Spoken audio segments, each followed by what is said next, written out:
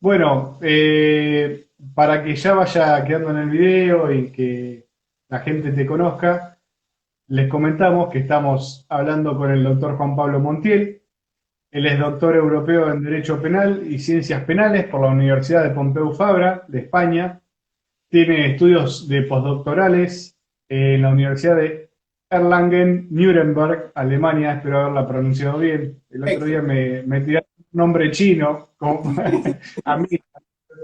Bueno, y es director del Centro Virtual de Investigación Aplicada en Derecho Penal, CRIMIN, que aprovechamos justamente esta charla para contarles a todos que hemos firmado un convenio entre la Fundación Patagónica de Estudios en Derecho y el Centro Virtual de Investigación Aplicada en Derecho Penal, o sea, entre FUNPEDER y CRIMIN, en el que los cursos que da CRIMIN van a tener algunos beneficios a la gente que vaya por la fundación. Y además, bueno, esto de colaborar activamente en otras actividades como por ejemplo esta. En algún momento haremos alguna jornada de penal en la que también seguramente te convoquemos.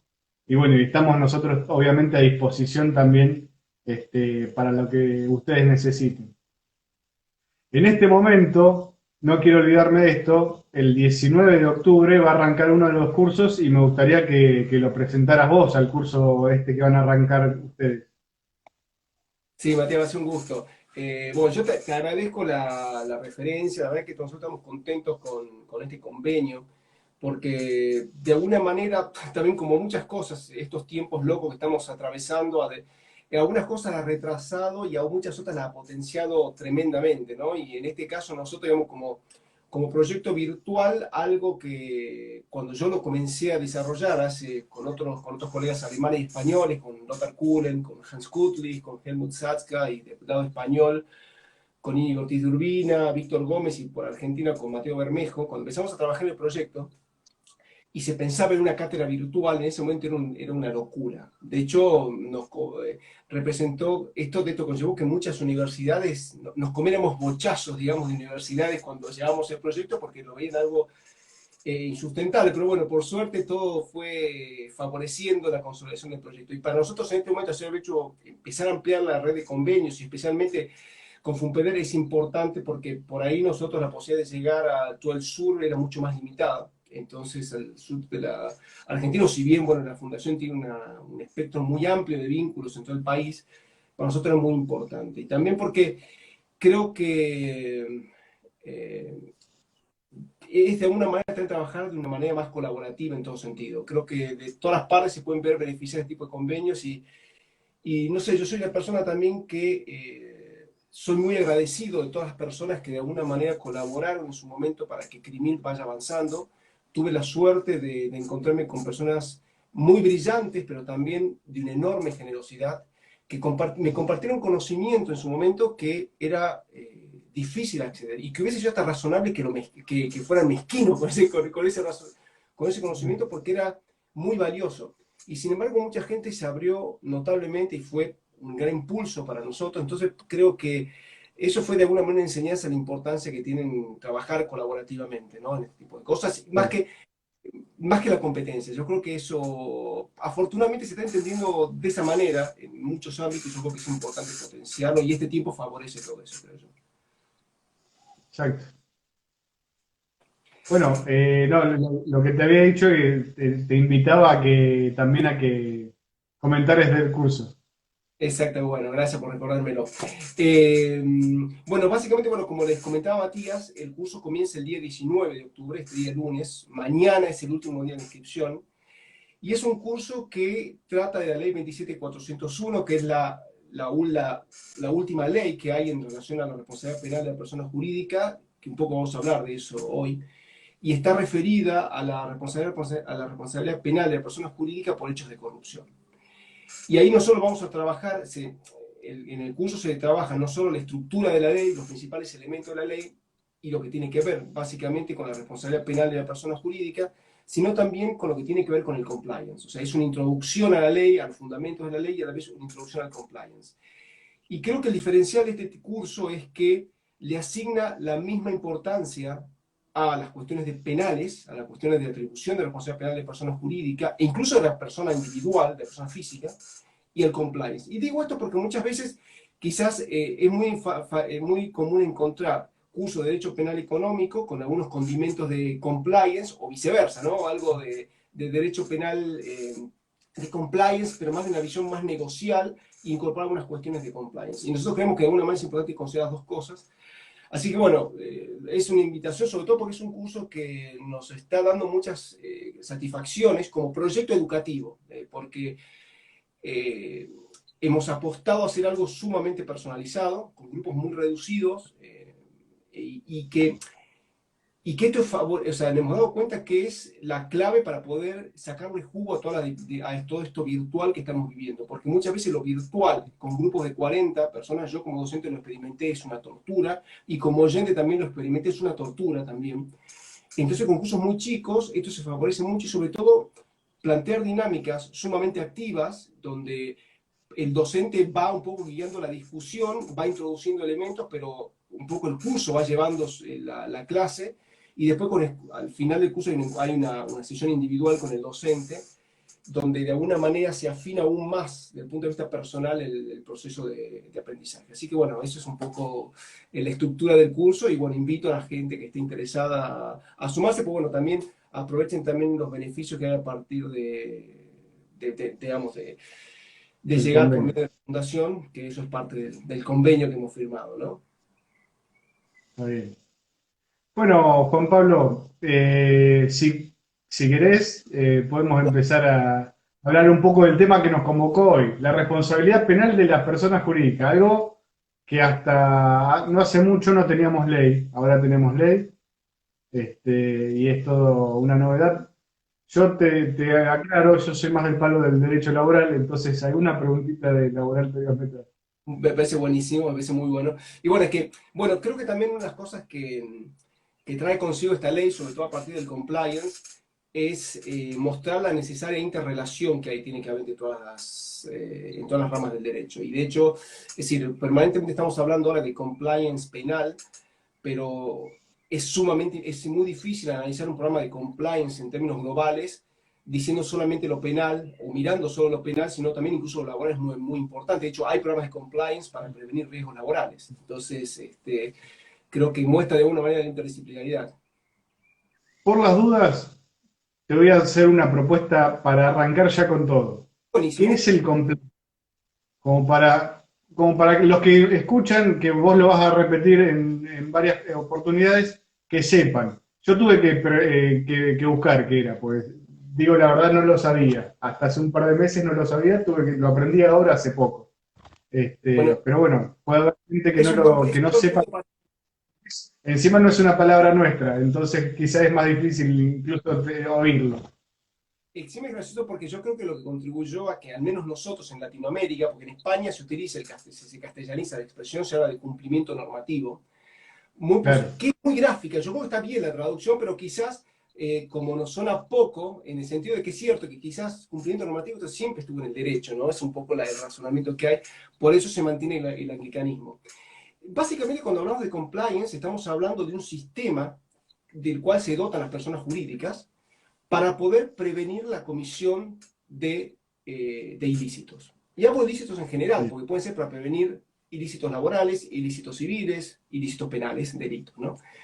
Entonces, de alguna manera es un sistema que se compone por una serie de procedimientos, instituciones, políticas, que lo que buscan es formar un sistema que a la empresa le permita detectar, prevenir y al mismo tiempo reaccionar frente a la comisión de delitos. Entonces, cuando una empresa tiene un programa de compliance, lo que le permite a la empresa es, por ejemplo, si se ha cometido un delito, que a lo mejor le puede entrar la denuncia por ese delito que se ha cometido, puede investigar qué es lo que ha pasado y si efectivamente se cometió un delito, y a partir de ahí, por ejemplo, comunicarse con la justicia. O incluso internamente adoptar medidas, y ahí entra lo tuyo. Por ejemplo, rescindir el contrato laboral o imponer algún tipo de sanción de carácter laboral al empleado que estuvo involucrado en el hecho, ¿no? Básicamente sería eso. No sé si se entendió o hace falta que te quede un poquitito. No, está bien, está bien. Bueno, bueno, perfecto. Sí, porque viene bien la aclaración, porque por ahí es un término muy, o sea, bastante, relativamente nuevo y pero que por ahí no todo el mundo está familiarizado y que si uno lo da por sentado puede generar por ahí errores de confusión o no le encuentra por ahí el sentido que tiene el marco del análisis de la responsabilidad penal de la persona jurídica, ¿no? Claro, Pero bueno, es que comente un poco ahora que comience ya con lo de la responsabilidad penal, dale, no. Matías. Sí, sí, dale. Buenísimo. Bueno, un poco lo que quería comentar en esta charla es que precisamente, como comentaba Matías al comienzo, es una reforma relativamente nueva, que es nueva, pero al mismo tiempo no deja de llamar la atención que todavía casi nadie se haya enterado, porque es una ley que está a ver, se publicó, o sea, se aprobó en diciembre del 2017 y entró en vigor el 1 de marzo del 2018. O sea, ya tengo más de 2 años. A ver, si uno se pone a ver cuál es el recorrido, o sea, cuál es la historia que se da en otros países que también implementaron la responsabilidad penal de personas jurídicas, no es tan llamativo, siempre ha tardado un poco más. Pero quizás lo que a mí más me llama la atención en nuestro país es que incluso las personas que deberían saber de esta ley, y estoy pensando principalmente en el Poder Judicial, y concretamente más aún en los fiscales, digamos, porque prácticamente no se han enterado de esto. Entonces, esto es una cosa muy llamativa, y de hecho incluso en el marco de los cursos de crimen lo veo, o sea, yo no solo lo voy testeando, sino a partir de conversaciones que tengo con colegas, sino también en los cursos lo voy testeando. Es llamativo ver que mucha gente tiene idea de que existe esta ley a partir de un curso puntual que hace o que se entera de esto 2 o 3 años, 2 años después en este caso. Y es una ley que es sumamente importante porque, si bien, y esto ya lo voy a especificar, es una novedad la responsabilidad penal de la persona jurídica respecto a delitos de corrupción. Pero no lo es la responsabilidad penal de la persona jurídica. Vemos que hay antecedentes que uno podría ver claramente que ya estaba de antes. Y ahora voy a hacer una breve mención a eso. Pero más allá de esa cuestión, lo que sí está demostrado en la experiencia comparada es que la introducción de la responsabilidad penal de la persona jurídica, más allá de las presiones internacionales o no, o más fuerte o más débil que pueda haber para introducir esta figura, es una figura que ha dado resultados. Naturalmente, en la medida que se use. Eso está claro, o sea, porque para tener de adorno en el código penal una ley especial no sirve de nada, ¿no? Pero lo cierto es Tal cual. que eh, realmente, o sea, la experiencia nacional te muestra que ha tendido claramente a mejorar los estándares de transparencia a nivel internacional. Y esto está clarísimo. ¿Por qué? La pregunta es, ¿porque el mundo corporativo necesariamente se ha pegado más a la ética? No necesariamente. Obraron como cualquier sujeto racional. Incentivos. Tenés incentivos para hacer algo, actúas. Si no tenés incentivos, no actúas. Te pueden poner un regalo, un incentivo positivo, o un incentivo negativo, una pena. Bueno, cuando te ponen un incentivo negativo y encima te dicen, y demuestran que te la imponemos, ahí la cosa cambia. ¿Sí? Porque, por Claro. ejemplo, digamos, siempre el caso que tenemos como referencia habitualmente cuando analizamos la discusión del compliance, especialmente en el mundo continental, y de la responsabilidad penal de la persona jurídica, siempre se toma como referencia el escándalo que desató a comienzos del 2000 el caso Siemens, donde se había descubierto que Siemens tenía prácticamente, y no estoy exagerando demasiado, tenían una gerencia de corrupción, podemos decir. Era una gerencia, o sea, tenía un mecanismo interno súper bien organizado para pagar sobornos y obtener contratos públicos. Fue tal el escándalo que incluso yo en ese tiempo estaba viviendo, digamos, estando en Alemania, me encontré que había generado hasta una crisis de identidad de los propios alemanes. ¿Cómo puede ser que una empresa alemana haya estado haciendo esto? ¿No? Claro. Entonces, ¿pero qué pasó? A partir de las sanciones que impusieron, y Siemens fue uno de los más llamativos, después empezaron a caer muchos otros más, a partir de la aplicación de, digamos, la autoridad americana, pero también la autoridad alemana en este caso, los incentivos empezaron a cambiar y las empresas empezaron a dejar de implementar ciertas prácticas y al mismo tiempo empezar a ser más proactivos en buscar conductas transparentes o conductas apegadas a la ley dentro de su organización. Ahí aparece el tema del compliance, ¿no? Empezaron a invertir en estructuras para prevenir, para detectar y reaccionar frente a la comisión de estos ilícitos, ¿no? Entonces, bueno, en ese contexto, entonces, ¿qué pasa? En nuestro país, como les decía, la ley 27401 entra en vigor el 1 de marzo de 2018. y siempre se empezó a mostrar como que por fin se introducía la responsabilidad penal de la persona jurídica. Naturalmente que había un contexto internacional que favorecía esto, había incentivos para hacerlo de este modo, muchos países en la región lo venían haciendo, naturalmente está también el deseo de ser recategorizado en la OCDE, lo cual esto le pasó a todos los países. O sea, muchos dicen, no, esto es un problema argentino, no, esto le pasó a todos los países, incluso España. Uno de los motivos por los cuales introdujeron esa reforma estuvo ahí. ¿Querías comentarme algo, Matías? No, no, bueno, se me ocurren, además de Siemens, se me ocurren en la actualidad millones de casos. Tenemos en Brasil incluso uno bastante resonante, aquí en Argentina también. Bueno, no es tampoco casual el momento de la Argentina en el cual se dicta la ley. Me parece que también tiene una simbología política, digo. Yo creo que había de Pero más todo. allá, pongamos a hablar, no nos Sí, sí, vayamos no, por no. ese terreno. No, pero ojo, me parece, voy a tomar simplemente eso, porque es cierto que por ahí lamentablemente esto es muy triste, estamos en un momento en la Argentina que no podemos tocar absolutamente nada de política porque automáticamente se empieza a sacar cálculos de qué piensa uno y a denostar, o sea, me parece, es triste, pero bueno, tenemos que hacer eso, lamentablemente. Pero yo sí quiero, me parece buena una cosa que estás tomando ahí, Matías, y es que hay una cuestión que es cierto desde el punto de vista simbólico, y esto va a ser totalmente neutro con lo que digo, o sea, desde el punto de vista simbólico, es cierto, es totalmente cierto, y yo creo que no es casual que haya aparecido, ¿sí? Y eso no lo voy a negar, hay un tema político ahí de fondo que tiene un juego simbólico importante.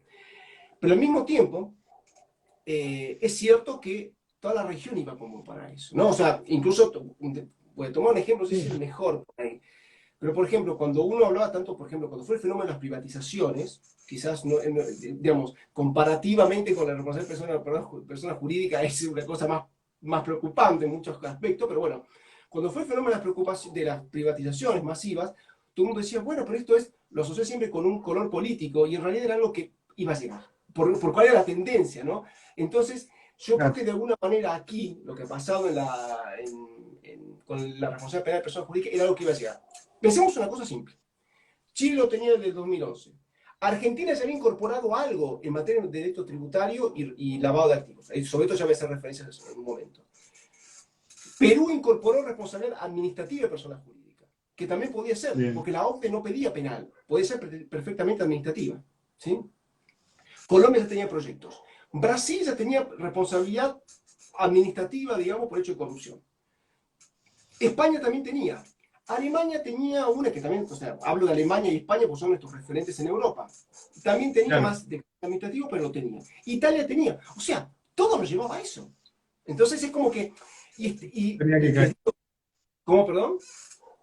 Tarde o temprano tenía que caer, digo. Exactamente, exactamente. Y está bien que haya sido así, a menos desde mi punto de vista. Está bien. A ver, otra cosa es si estábamos maduros para recibir, para aceptar esta nueva institución. Yo creo que no lo estábamos. Incluso creo, por ejemplo, Bien. en otros países con un desarrollo científico y judicial mucho mayor que el nuestro, no estaba preparado, imagínense cómo estábamos nosotros, ¿no? Pero bueno, esto es una lectura muy personal en ese sentido. Eh, pero claro, esa tendencia, y sigamos con eso. Entonces aparece la ley 27401 en el momento que aparece, y claro, y todo el mundo plantea como que era realmente la gran novedad de que finalmente aparecía la responsabilidad penal de la persona jurídica. Y sin embargo, si uno mira qué cosas teníamos antes, yo creo que uno tiene motivos para decir que en realidad no fue la gran novedad. O sea, sí fue la novedad en cuanto a que se castiga por hechos de corrupción. Pero ya había antecedentes de regulaciones que sancionaban a las personas jurídicas derivadas por delitos. No sé si me pareció que con este tema del delay me parecía que querías preguntarme algo, no sé si No, entendí correctamente. no, Ok. sí, sí, sí, sí. Vamos a tener que manejarlo de la mano o cualquier cosa. Bueno, bueno, te sigo un poco con el relato. ¿Y qué pasa cuando vos te encontrás con ese escenario? Decís, bueno, a ver, Entonces, que no es la gran novedad. ¿Qué pasaba antes? En el 2011, primero se reforma el Código Penal, cuando hay una reforma importante en materia de lavado de activos, donde se introducen una cosa extraña, se introducen dos regulaciones de la responsabilidad penal de la persona jurídica para un mismo capítulo. Una cosa muy rara. En síntesis, con una técnica legislativa muy mala, dicho sea de paso, pero bueno, en el 2011 se reforma el Código Penal y cuando se incorpora el capítulo de los delitos contra el orden económico y financiero, se introduce la responsabilidad penal de la persona jurídica.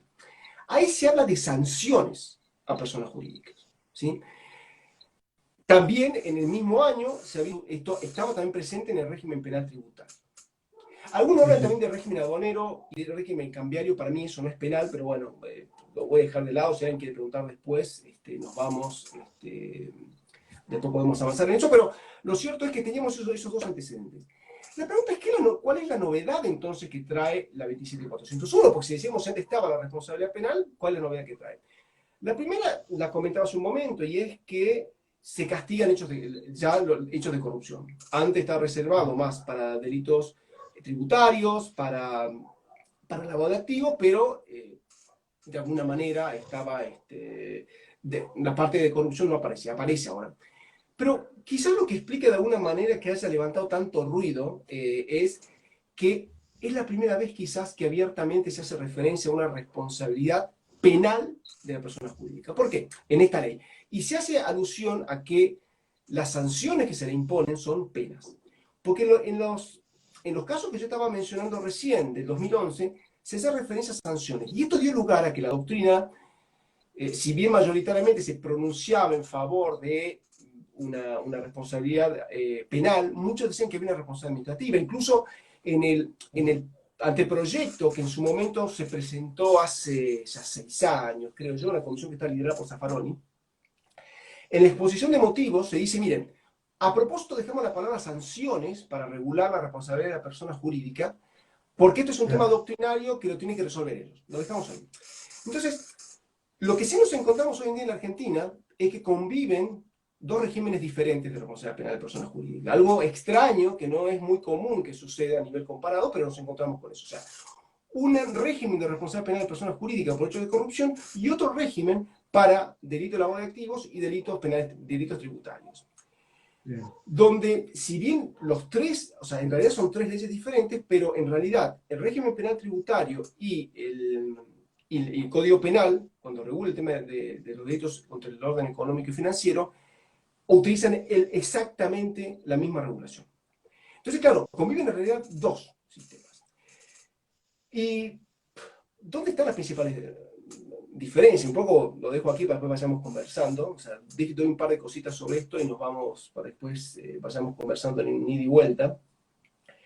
Creo que hay muchas diferencias, pero las dos principales tienen que ver con quizás los dos puntos claves cuando uno reflexiona en torno a la responsabilidad penal de la persona jurídica y que tiene que ver con los modelos de atribución de responsabilidad penal, que hay dos modelos dominantes, que son el modelo de la autorresponsabilidad y el modelo de la heteroresponsabilidad, y la otra pregunta es, ¿qué importancia se le da al compliance en relación a la persona jurídica? ¿Por qué digo esto? Porque en general la experiencia internacional lo que muestra es que así como la responsabilidad penal de persona jurídica es un incentivo a las empresas para que hagan bien las cosas, para que entiendan que no vale todo para ganar un contrato público, también se observa la importancia que tiene el compliance para que la empresa prevenga y ayude al Estado a prevenir delitos. Entonces hay que incentivarla para eso. ¿Y cómo la vas a incentivar? Bueno, una manera de incentivarlo diciéndole, mira, hagamos una cosa, yo te doy un premio por esto.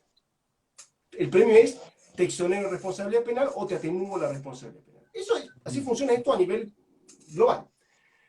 Entonces, cuando se da esto, cuando se da en este escenario, digamos, yo creo que las dos diferencias tienen que ver más que nada con el modelo de responsabilidad que se receta y cómo aparece regulado el compliance. En relación al modelo, como te decía, hay dos grandes modelos, la autorresponsabilidad o la heteroresponsabilidad. La heteroresponsabilidad es un modelo en el cual los presupuestos de la responsabilidad penal, es decir, si hay acción, lo que repetíamos como loros, ¿no? En grado, acción, tipicidad, antijuricidad y culpabilidad, esos elementos deben ser buscados en la persona física, porque en definitiva se considera que la persona jurídica no puede detentar estos elementos. Pero ¿qué sucede? se da en la persona física, pero bajo ciertos presupuestos. Básicamente, cuando hay representación, cuando esa persona física representó a la empresa, se entiende que se le transfiere luego a la empresa. Ajá. Por eso se dice que es una responsabilidad vicarial. La persona física es un vicario de la persona física, un vicario de la persona jurídica, ¿sí? En cambio, el modelo más ambicioso, y a mi modo de ver creo que es la única alternativa que hay, para mí el único camino viable para avanzar, es la autorresponsabilidad, donde lo más jugado de esto es decir, no, acá no tenemos que ser parásitos de.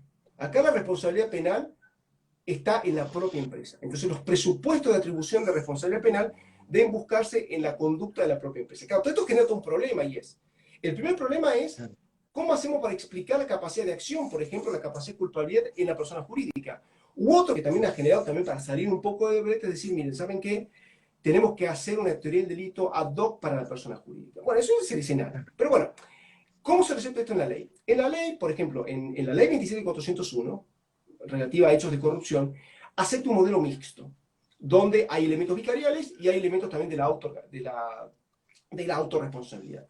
En cambio, los modelos que están en el Código Penal, el régimen que está en el Código Penal y en el régimen penal tributario, receta un modelo vicarial. Y esto es muy problemático, y esto algunas sentencias también lo muestran, porque en el fondo es una responsabilidad de carácter objetivo. Y esto en derecho penal no se puede aceptar, digamos, una responsabilidad que en el fondo es inconstitucional. Y es un problema que planteo porque están apareciendo condenas a personas jurídicas bajo un modelo que, en mi opinión, no se podía aceptar desde un punto de vista constitucional.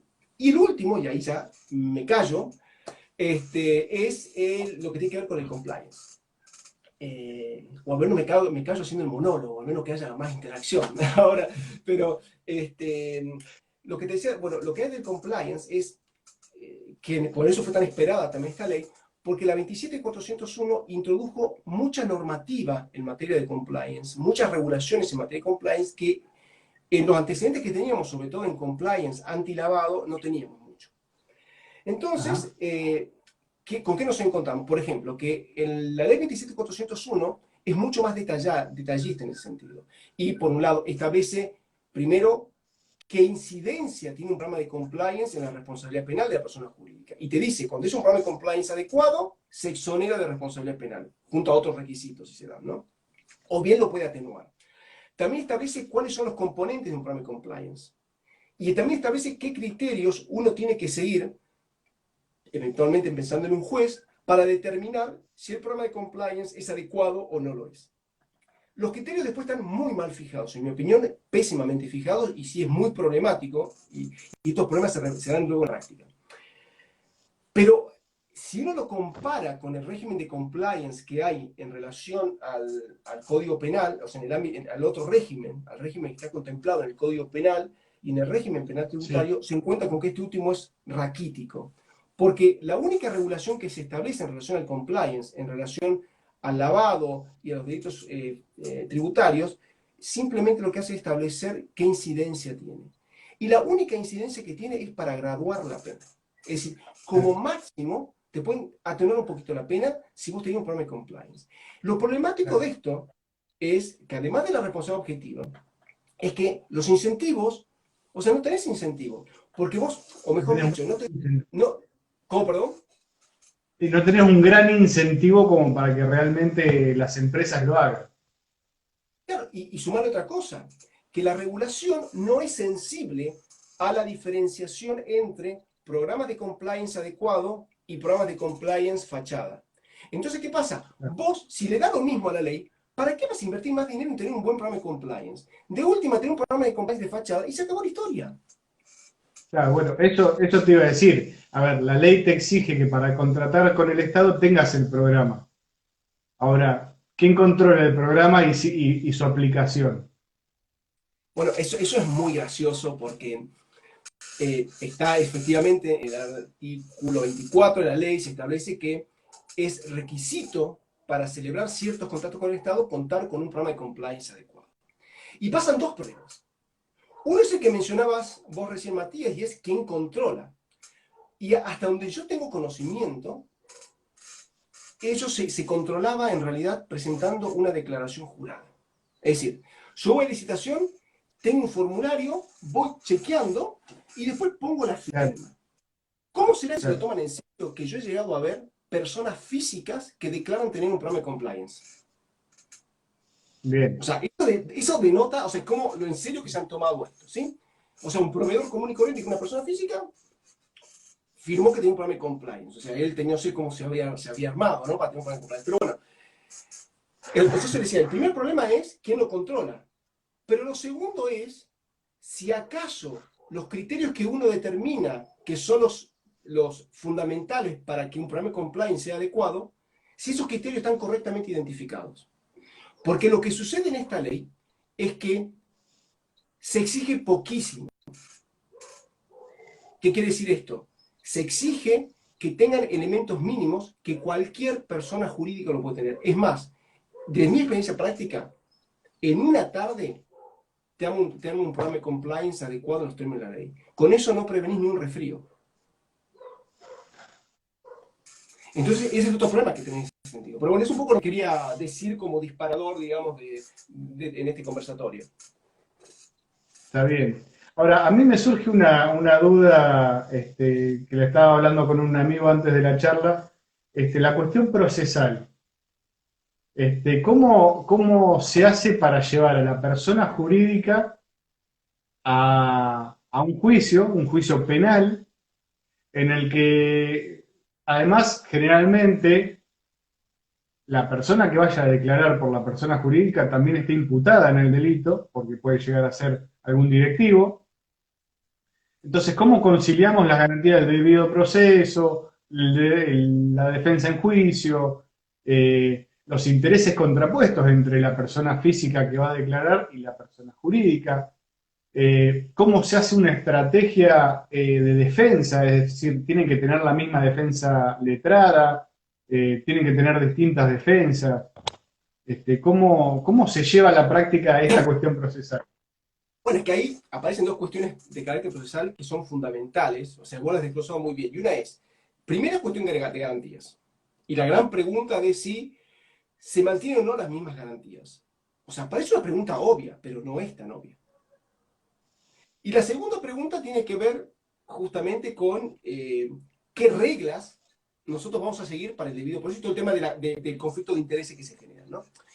Sí, Respecto sí, al primer punto, si bien la ley garantiza que, o sea, se establece que personas físicas y jurídicas tienen las mismas garantías. Y se entiende garantías materiales y garantías procesales, ¿sí? tal cual. Sin embargo, muchas veces, cuando uno empieza a mirar jurisprudencia, porque también acá no tenemos, primero, no hay mucha producción científica al respecto y tampoco no hay jurisprudencia.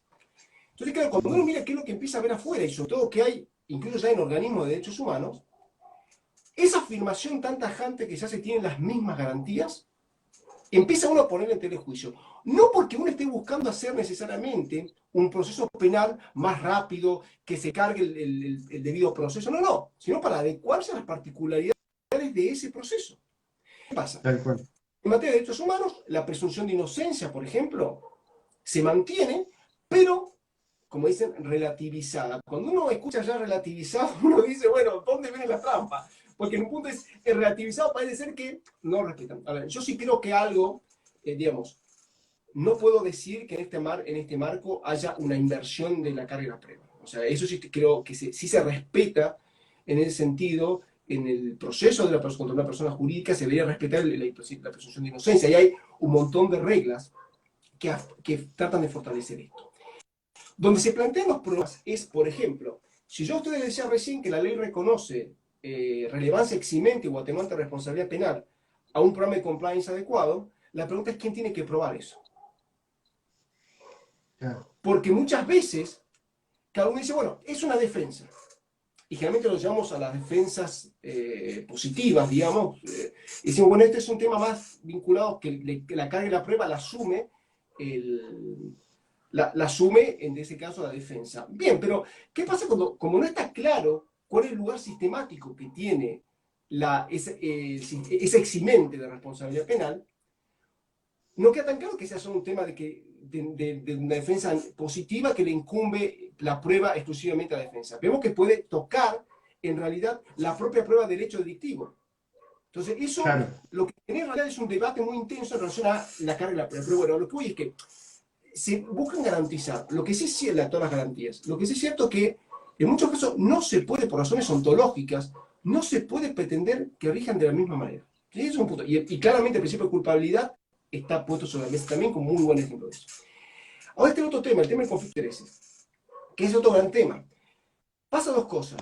Uno puede decir, bueno, por una cuestión deontológica, digamos, de principio decir, bueno, tienen que estar completamente separadas. Una cosa es quien defiende a la persona jurídica, otra cosa al directorio, por ejemplo, ¿sí? O al gerente imputado, ¿sí?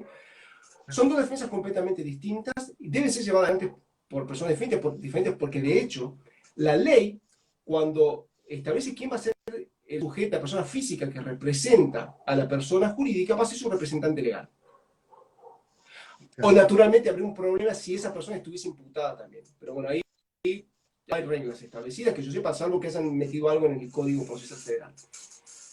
Pero deben estar diferenciadas, pero incluso desde un punto de vista práctico, te conviene que estén diferenciadas. ¿Por qué? Porque mi estrategia de defensa, por ejemplo, si yo soy una persona jurídica, para yo poder zafar en cualquier caso, y para yo poder mostrar que yo hice todo, y pese a haber hecho todo, se cometió el delito, lo que hacer es cargar las tintas sobre el gerente que dio la orden de pagar el soborno, o sobre el empleado que pagó el soborno. O sea, tengo que machacarlo al miembro de mi organización, para mostrar que fue responsabilidad de él, no responsabilidad mía, ¿se entiende?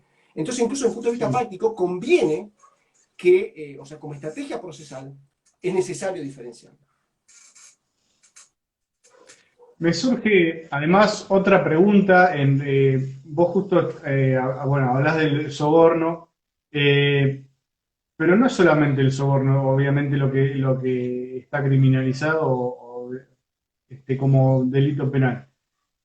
Me surge la pregunta de aquellas empresas en las que un accionista es a su vez el ministro que tiene que contratar con la empresa. Este conflicto de intereses, ¿cómo solucionamos o es pasible de alguna sanción el ministro, la empresa? A ver, no como director, obviamente, porque no podría ser director de la empresa con la cual contrata, pero sabemos que ha habido casos en los que el funcionario, no lo establezcamos como ministro, un funcionario público es accionista en la bolsa.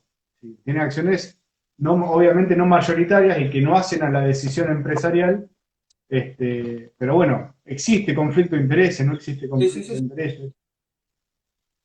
Mira, yo creo que ahí hay principal, hay ya un tema extrapenal, que es, creo yo veo ahí una infracción a la ley de ética pública. Por empezar, porque supuestamente, no sé si es concretamente la ley donde está, pero un funcionario público en todo caso se lo obliga a desprenderse. En ciertos rangos de funcionarios se los obliga a desprenderse de paquetes accionarios que puedan tener o de participación en alguna empresa que puedan tener, lo obligan a hacerlo así. Pero más allá de esta cuestión, por ejemplo, ahí aparece la importancia del compliance. Un sistema de compliance que funciona bien, cuando pasa eso, cuando te figura, o sea, eso te saltan las señales en roja, las alertas en rojo por todos lados diciendo esto está mal, porque es un riesgo altísimo. Claro. Porque, o sea, usted piense que aparte del programa de compliance bien, correctamente o adecuadamente diseñado, lo que te hace es como si fuera una especie de computador. De hecho, bueno, viene software que te permite dar alertas y demás. Como que te dice, bueno, ¿dónde están los riesgos y dónde te ir a sofocar los riesgos? ¿No? Casi como si fuera una especie de incendio, así que le va diciendo en qué parte tiene que ir a sofocar ese incendio. Bueno, acá se te aprender la luz roja y no te debería permitir. O sea, un sistema de compliance no podría permitir que un miembro de directorio tenga un cargo público. De hecho, un buen programa de compliance también se tiene que encargar de ver cuál es la relación del miembro de la empresa con personas políticamente expuestas. Entonces, por eso es que es tan complejo y al mismo tiempo tan importante tener un buen programa de compliance. Otra cosa es, pues, cómo funciona esto en la práctica. ¿Sí? Yo en ese punto le hago el deber ser, porque después yo encuentro un montón de empresas que te das cuenta después tienen fachadas, que después se ve claramente el vínculo que hay entre una empresa y luego o sea, entre una empresa y un funcionario público, pero bueno, en la práctica un buen programa de compliance, eso, o sea, no te lo podría, o sea, no lo permite, debería erradicar, o en el peor de los casos, dificultar seriamente mente que tan fácilmente pueda tener, que un funcionario tenga participaciones en una determinada sociedad. Bueno, esto es parte entonces de lo que comentabas hace un rato, que la autoridad administrativa cuando regula el programa debería tener estas cuestiones, las deberían desarrollar. Y sí, y además otra cosa, O porque por lo todo menos este, prever. exactamente, es que yo aparte te agrego otra cuestión más ahí, porque ahí te habla de la importancia que tiene de la administración de la empresa armar estos programas que te permitan prevenir, detectar y reaccionar frente a la comisión de delitos. Perfecto. Pero la pregunta es, ¿qué pasa del otro lado? Porque esto es como está, o sea, acá necesitamos, acá bailan dos, o sea, no es que baila uno solo. Y la otra parte de la pareja es del sector público. Lo gracioso es esto, que el artículo 24 dice, las personas jurídicas que contratan con nosotros tienen que tener un programa de compliance. Pero nosotros, como somos un monasterio, no nos hace falta. A nosotros no nos hace falta contar con un programa de compliance. Eso es cinismo. Eso es cinismo. O sea, lo lógico sería que haya regulaciones de public compliance. Y eso se está en todos lados. He visto ahí que haya ahora, ahí dando vuelta, hay un documento que trata de trazar algunas directrices de ética, de compliance público, pero no sé qué tan en serio viene la cosa, no sé qué tan en serio están tomando esas regulaciones, digamos. Después, otra duda que me surgía es en relación a las causales de extinción de la pena que Sí, le caben a la persona jurídica. La ley regula dos de las penas, dos de las causales de extinción de la pena de las personas físicas, y mi pregunta es ¿por qué no las demás? A ver, amnistía y prescripción son las que prevé.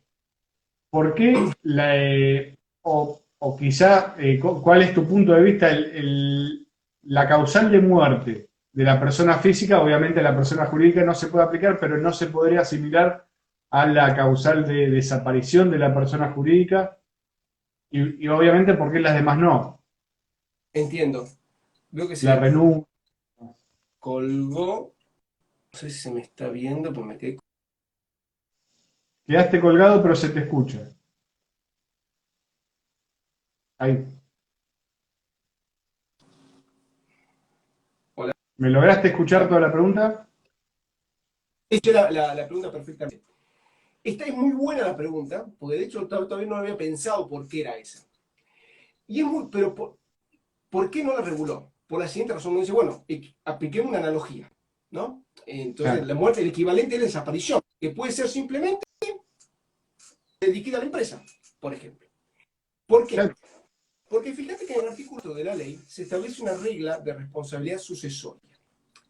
¿Cuándo se da esto? Cuando, por ejemplo, puede darse tranquilamente el caso en el cual una persona dice, persona jurídica dice, nos disolvemos y acabó la historia. Pero puede pasar también el caso en el cual la persona jurídica se haya metido en un chanchurro, haya estado pagando sobornos a rolete por todos lados, y después dice, ¿sabe qué? Nos desaparecemos, vamos, y o seguimos continuamos esta actividad clandestinamente como una sociedad de hecho, o bien nos cambiamos nuestro tipo societario. Pasamos de ser, no sé, una SRL a una SA, o cambiamos el nombre, hacemos una transformación. O sea, todo lo que son supuestos de modificación social, ¿qué pasa? Muchas veces suelen ser utilizadas como una ingeniería de evasión de responsabilidad penal. claro, ¿Qué claro. pasa? Si uno reconoce eso, estás habilitando la impunidad. Entonces, por eso, de eso se establece explícitamente una regulación que para mí también es bastante efectuosa como estaba regulada, pero bueno, al menos la tenemos, que establece la sucesión de la responsabilidad penal. Cuando dice, miren, cuando la persona jurídica originaria haya cometido un delito y esa persona jurídica luego entre en algún tipo de modificación societaria, ya sea de transformación, escisión, fusión, etcétera, etcétera, va a continuar. O sea, la persona jurídica sucedida va a continuar la vida del anterior. Un poco también para evitar algunas de punibilidad que se puedan generar ahí. Claro. Bueno, hablaste palabra disponibilidad y me diste el pie para la próxima pregunta que estaba pensando cómo te la iba a hacer. Este, porque vos después tenés dentro de los motivos, cuando existen empiezan las partes, la persona jurídica y el Ministerio Público Fiscal, a realizar cierta cooperación para la resolución para llegar al fondo de un delito, y la empresa presta colaboración, es una forma que la ley prevé para morigerar la pena o quizá sacar, no imputar a la empresa.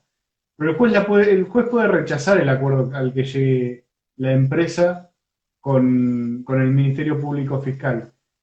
Entonces, mi pregunta es, ¿cuáles son los argumentos que puede llegar a tener un juez para rechazar un tipo de acuerdo de este tipo, un acuerdo de este tipo sería, teniendo en cuenta las consecuencias? Es decir, que en la colaboración, la empresa provee documentación, provee pruebas, que al rechazarse el acuerdo, toda esa prueba se pierde. Es que igualmente con toda la prueba se busca de alguna manera garantizar esa prueba. Y, por ejemplo, si el juez rechaza el acuerdo, toda la prueba es de vuelta, digamos, y no se Eso, va, como se inicia, digamos, con el proceso de cero, ¿sí? Pero ahí, mira, realmente no tengo claro, más, y sobre todo porque primero las causas no están tasadas y tampoco hay claro, jurisprudencia. Yo que a mí quizás lo que me puede servir, o sea, para responder a la pregunta, es razonar mediante analogías con aquella institución a la cual se asimila el acuerdo de colaboración eficaz. ¿Qué significa esto?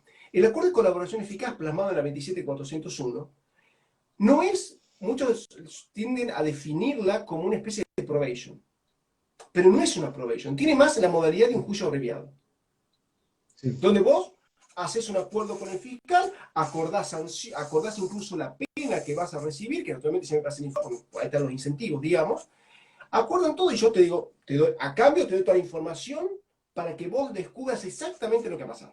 O sea, ese es el razonamiento. Entonces, de esa lógica, yo pienso, por ejemplo, en muchos ordenamientos jurídicos que prevén esa posibilidad de que el juez revoque el acuerdo que se ha hecho en el marco de un juicio abreviado, o sea, dependiendo de esa jurisdicción, si el juez de lo que determina el juez de garantía, o etcétera, etcétera.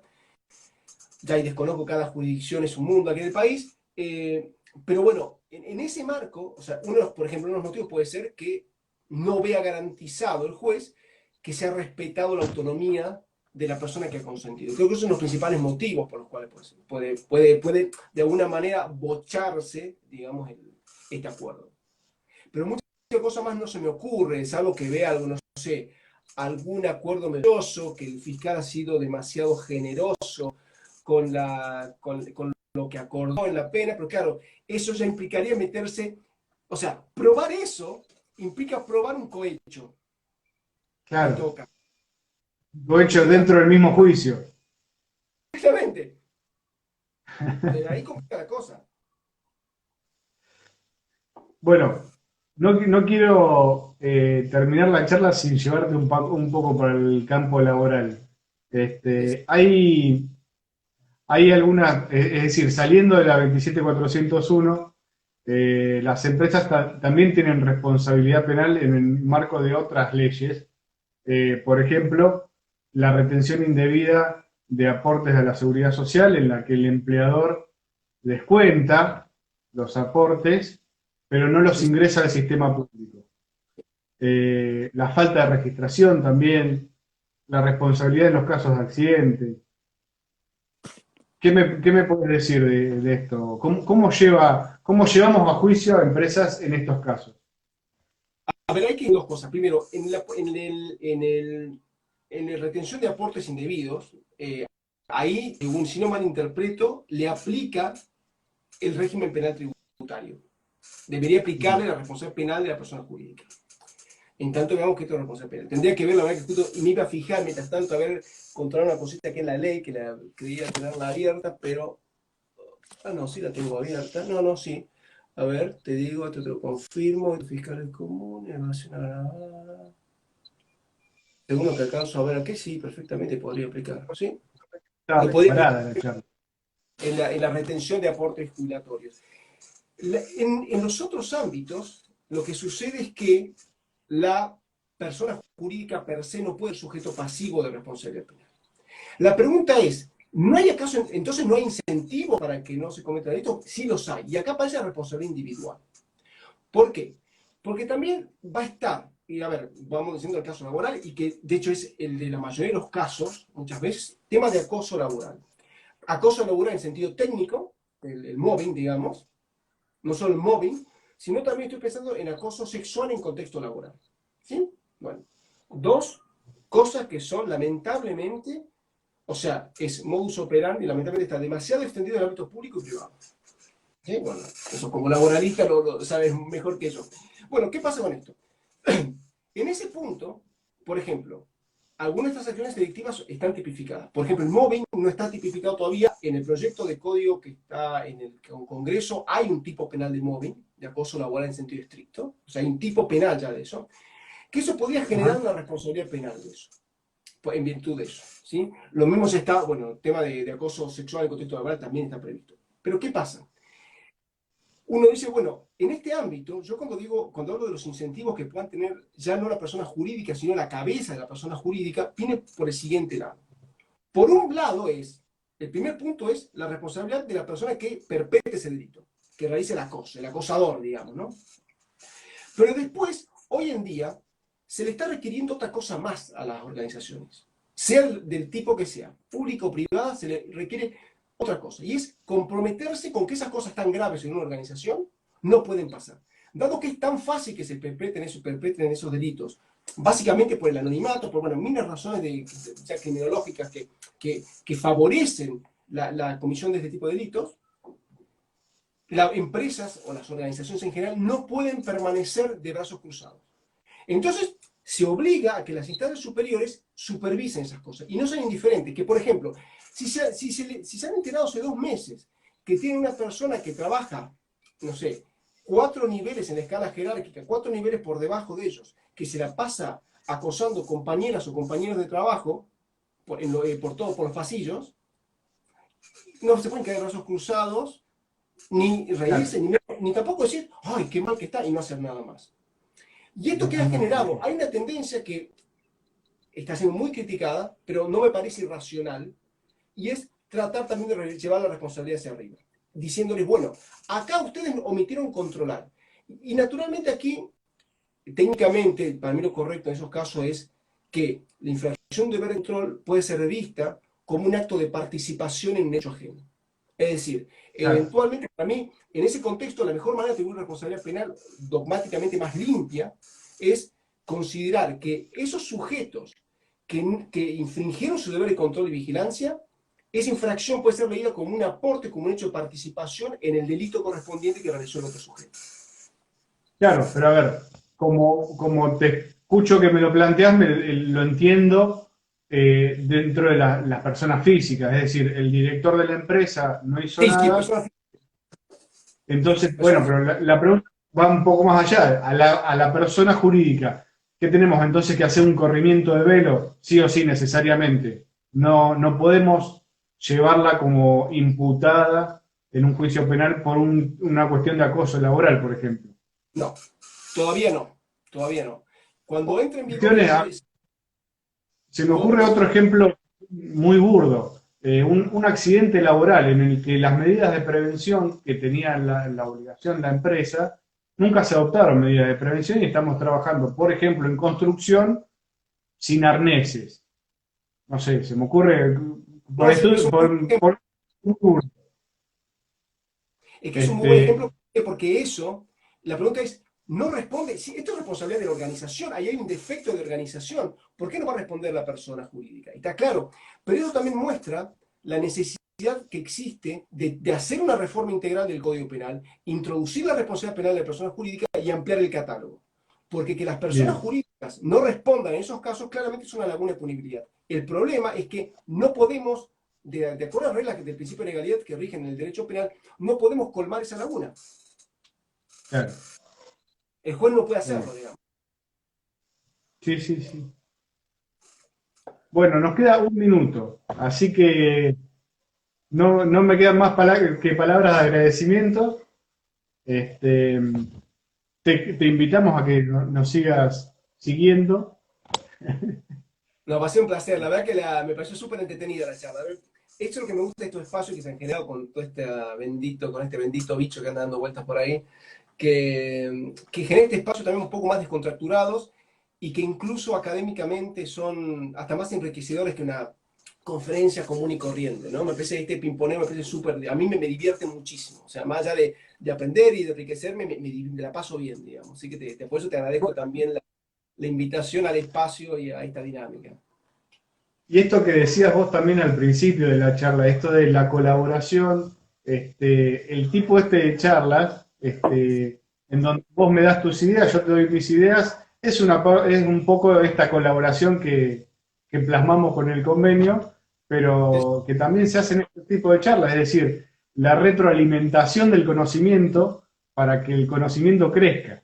Tal cual, tal cual. No, es que eso yo creo que estamos todavía impregnados con un modo de razonar la academia muy decimonónica y creo que afortunadamente ya estos son... Estamos viendo mamut hoy en día, digo, esta tendencia de que se mantenga eso son como ver hoy en día dinosaurios, ya pronto van a desaparecer. Bueno, nos despedimos entonces. Le contamos a la gente en los 30 segundos que quedan que ya el martes que viene arranca el módulo 11, que es sobre salud y discapacidad, y ya tenemos también programado el módulo 12 que va a venir después de seguridad social. Cuando terminemos el ciclo de charlas, el 15 de diciembre, vamos a haber tenido 61 expositores, entre los cuales estás Wow. vos. Bueno, muchísimas gracias, la verdad, muchas gracias.